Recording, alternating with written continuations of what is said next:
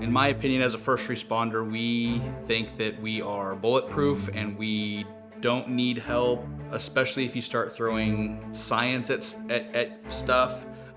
We tend to push back a little bit. Whenever I made the leap to start therapy, that was the toughest decision that I was gonna make, and so everything after that has been easy. When EMDR was presented, it was explained to me. I was skeptical that it could work because to me it sounds like a bunch of mumbo jumbo. Some person wrote a book and this is what we came up with. EMDR stands for Eye Movement Desensitization and Reprocessing Therapy.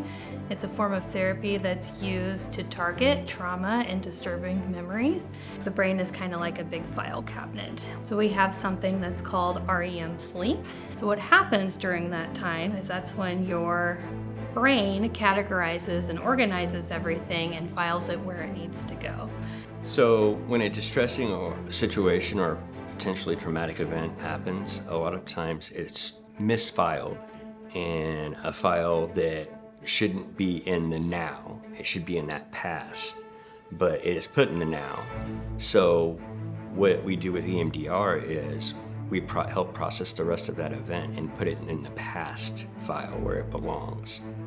One of the principles of EMDR is activating the brain in alternating hemispheres. And so we do that in a couple of different ways.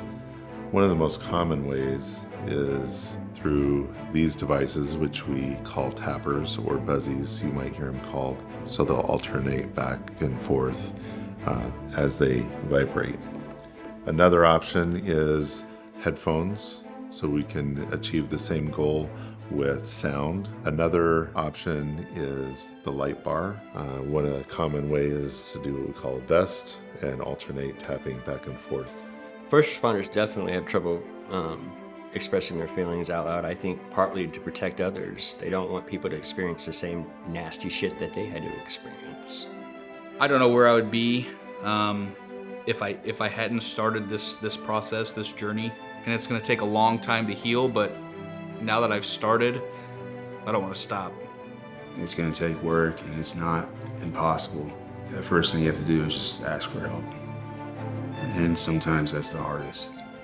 It doesn't make any sense. It sounds crazy whenever it's first explained to you, but then you do it and you're like, oh, okay, that was deep.